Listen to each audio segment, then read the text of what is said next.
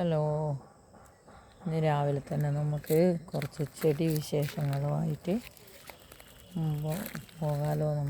എൻ്റെ വീട്ടിലുള്ള ചില ചെടികളാണ് ഇത്. അപ്പോൾ അതിൻ്റെ വിശേഷങ്ങളായിട്ടാണ് ഇന്ന് വരുന്നത്. എനിക്ക് ഈ ചെടികൾ എന്ന് പറഞ്ഞാൽ ഭയങ്കര ഇഷ്ടമുള്ളൊരു കാര്യമാണ്. പിന്നെ ഒരുപാട് ചെടികൾ ഇങ്ങനെ നട്ടുപിടിപ്പിച്ച് അതിൻ്റെ പൂവെല്ലാം ഇങ്ങനെ വിരിഞ്ഞ് കാണാൻ ഭയങ്കര എന്തോ മനസ്സിന് തന്നെ ഒരു സന്തോഷമുള്ള കാര്യമാണ്. കാരണം നമ്മൾ വീടുകളിൽ ചെടി ഉണ്ടാകുമ്പോൾ എന്തോ ഒരു വീട്ടിനൊരു ഐശ്വര്യം കൂടുതലും മാതിരിയാവും, നല്ലൊരിത് തോന്നാറുണ്ട്.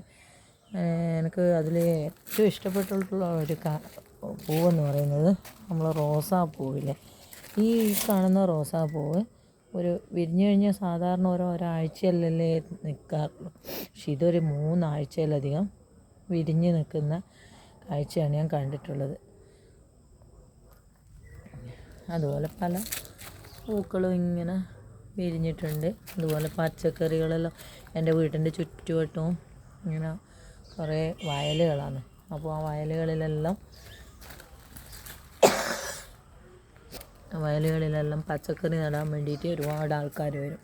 പച്ചക്കറി നട്ട് വൈകുന്നേരം ആകുമ്പോൾ അതിന് വെള്ളമൊഴിക്കൽ, വളപ്രയോഗം ഇതെല്ലാം ചെയ്യാൻ വേണ്ടി ഒരുപാട് ആൾക്കാർ ഇങ്ങനെ വന്ന്, അപ്പോൾ അവർ വന്ന് അപ്പോൾ എല്ലാവരും കൂടി ഒരു കൂട്ടായി എല്ലാ വർത്തമാനമെല്ലാം പറഞ്ഞ് അതായത് അവരെ വീട്ടുകളിലെ വിശേഷവും എല്ലാവർക്കെങ്കിലും അസുഖമുള്ള വിശേഷം അങ്ങനെയുള്ള കാര്യങ്ങളെല്ലാം നമ്മൾ പെട്ടെന്ന് അറിയുന്നൊരു ഇടം കൂടിയാണ് നമ്മൾ ഈ കൂട്ടായ്മയിൽ കൂടിയുള്ള കൃഷി പരിപാലനങ്ങൾ.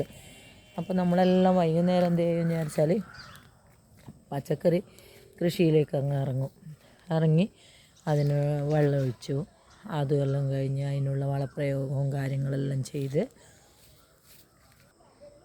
കണ്ട എൻ്റെ വീട്ടിൻ്റെ മുന്നിലുള്ള എല്ലാ പച്ചക്കറി കൃഷികളുമാണ് ഈ കാണുന്നതെല്ലാം.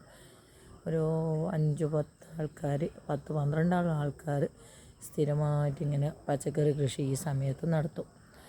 അപ്പോൾ അതെല്ലാം നമുക്കൊരു കണ്ണിന് കുളിർമയേകുന്ന കാഴ്ചകളാണ്.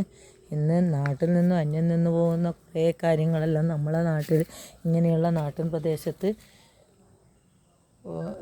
എടുത്ത് ഇങ്ങനെ നമ്മൾ കുറച്ച് ആൾക്കാരെങ്കിലും ഇങ്ങനെ കൊണ്ടുവരുന്നുണ്ട് എന്നുള്ളതാണ് ഏറ്റവും നല്ല ഒരു സന്തോഷമുള്ള കാര്യമായിട്ട് നിങ്ങളോട് പറയാനുള്ളത്.